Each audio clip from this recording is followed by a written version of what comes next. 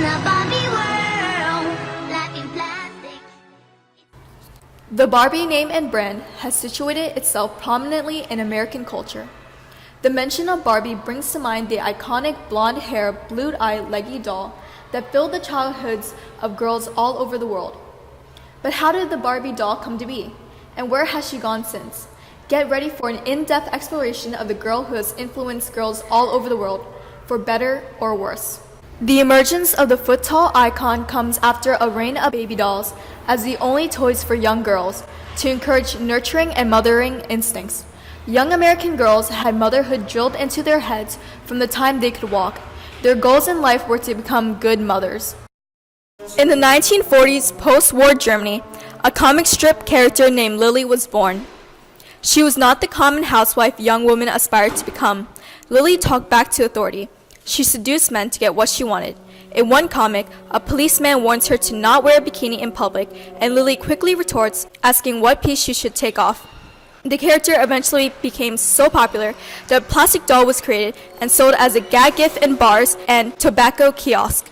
Then in 1950, Ruth Handler was traveling in Germany when she spotted the Lily dolls and bought some to take home as souvenirs.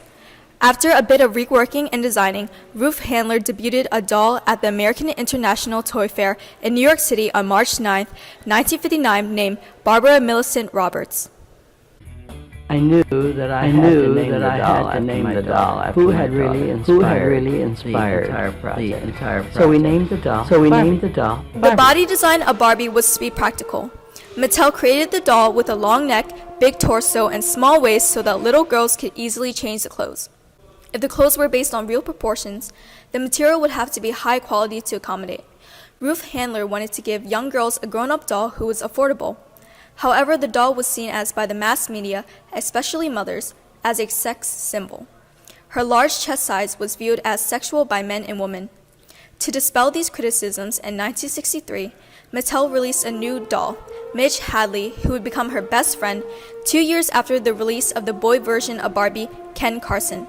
Over time, moms grew to accept the doll because they saw her as a woman who could get a husband.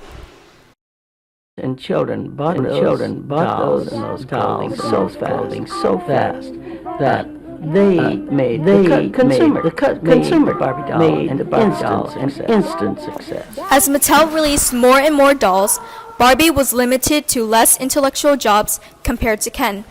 Her boyfriend had his own costumes based off of doctors and soldiers.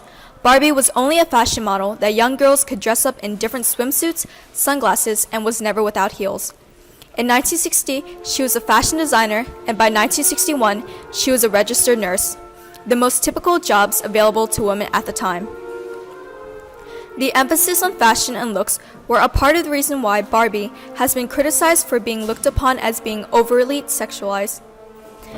Finally, in 1963, college graduate and career executive dolls were released, encouraging girls to push for higher achievement in the career world. In 1965, she became an astronaut and even went to space before Neil Armstrong.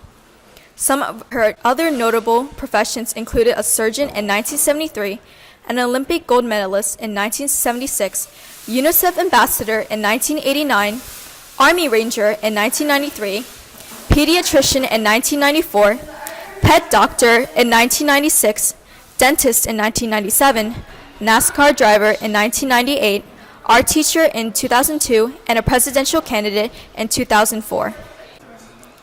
Among strives towards making Barbie a more positive role model, Mattel also released a few controversial dolls that were seen as racist. The Oreo Barbie is among the most controversial doll of the company. The doll was created through a collaboration between Oreo and Mattel and caused many riots as both white and black dolls were created. People quickly noticed that Oreo was a derogatory term for African Americans who act white. After the criticisms, the Oreo Barbie was discontinued. Another product that was highly criticized was Barbie's Slumber Party set. It was released in 1965 and came with a scale that displayed a weight of 110 pounds.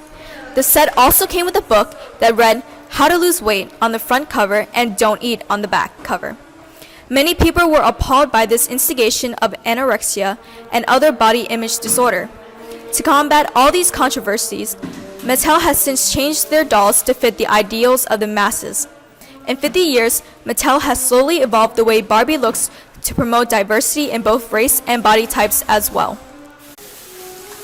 Although Mattel had released non-white dolls way earlier, the public was upset at the poor representation. Black Barbie was introduced to the world in 1980, but upset many as she had dark skin with the standard Caucasian features. It was only until 40 years later that Barbie would succeed in accurately portraying the diversity of the world. These progressions can be most clearly seen in the Barbie Fashionista line. Mattel launched their Barbie Fashionista line in 2009 to target the older preteen audience. They were different from the usual princess dolls, as each doll had a different personality with a name to reflect on that characteristics. Artsy, girly, wild, sassy, cutie, glam, and hottie, the male doll. This was the first wave of Barbie Fashionista dolls. In 2011, Mattel decided to drop the personality names. The new wave featured Barbie and her friends, Ryan, Teresa, Summer, Barbie, Nikki, Raquel, and Ken. This line of Barbie and her friend dolls continued for 4 years until their looks were eventually evolved. In 2015, Mattel introduced more dolls with a variety of face molds and hair colors. Even more progressive was the year of 2016, in which a variety of different body types were introduced as well. These new dolls added realistic body frames to the line, including curvy, petite, and tall body types, as well as diverse skin tones and backgrounds. Additionally, Mattel launched a new male doll line with 3 different body types, slim, broad, and the original, and of different skin colors to promote gender equality and with hopes of reducing gender stereotypes in the toy industry, says Juliana Chug, EVP and Chief Brand Officer of Mattel. As of today, there are 100 different Barbie Fashionista dolls, male and female, which kids around the world can enjoy. Since the creation of Barbie, many aspects of the franchise have been altered to fit the masses. However, what didn't change was the role Barbie played in children's hearts. Barbie eventually became much more than just a doll. Mattel expanded Barbie's influence into numerous different fields, one of the most popular ones including the film industry. Beginning with the first movie in 1987, Barbie and the Rockers, Out of This World, Barbie has since starred in 37 animated films. Similar to her variety in occupations, Barbie's roles in the movies included many different characters as well. In the beginning, Barbie played mostly princess roles, like her characters in The Island Princess and The Princess and the Pauper. I'm just like you. You are? You're just like me. However, as the years went on, Barbie began to take on different roles, like a spy in Barbie Spy Squad or a rock star in Barbie Rockin' Royals. Regardless of her character, Barbie movies have still won over the hearts of many and remain to be a huge part of the Barbie empire.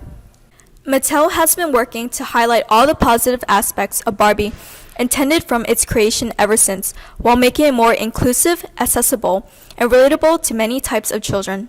As of 2015, Mattel has launched their You Can Be Anything campaign meant to empower girls with the freedom to choose what they want to pursue in life. The main advertisement has young girls in the place of typical adult-held jobs and shows the reaction of the surprised, amused, and cooperative adults they then interact with. The end reveals that the whole thing was the imagination from a girl playing with a Barbie, driving at the point that when girls play with Barbie, their minds can create endless possibilities of what they are capable of. The ad is mostly aimed at concerned parents and is all about how parents view Barbies in allowing their children to play with them. Later, in 2018, there will be an Inspiring Woman line that will include dolls of Amelia Earhart, Frida Kahlo, and Katherine Johnson. The 2018 movie, Tiny Shoulders Rethinking Barbie, exhibits the struggles that Mattel designers had in 2016 while creating the new line of Barbies with different body types. They grapple with the issue of removing the thigh gap from the new dolls, but still keeping them mobile and allowing for children to dress them with ease. Mattel Barbies have forever changed the toy industry and became an aspect of American culture. While projecting both controversial and encouraging messages to young children, it has made a great impact on society. It became the top-grossing doll of all time and has stayed successful and influential for almost 60 years. This is partly due to the company's adaptations and revisions to its products based on criticisms and an evolving culture. However, in recent years, despite the changes to the range of dolls produced, Barbie doll sales have been dropping constantly. This is mostly the result of technological advances within the toy-making industry. While Barbies have long reigned as the most popular doll in the United States, this is unlikely to continue as society and the culture of children's toys continues to advance. But if Mattel continues its past habits, it will find a way to adapt to these changes and keep the culture of Barbie alive. I'm a Barbie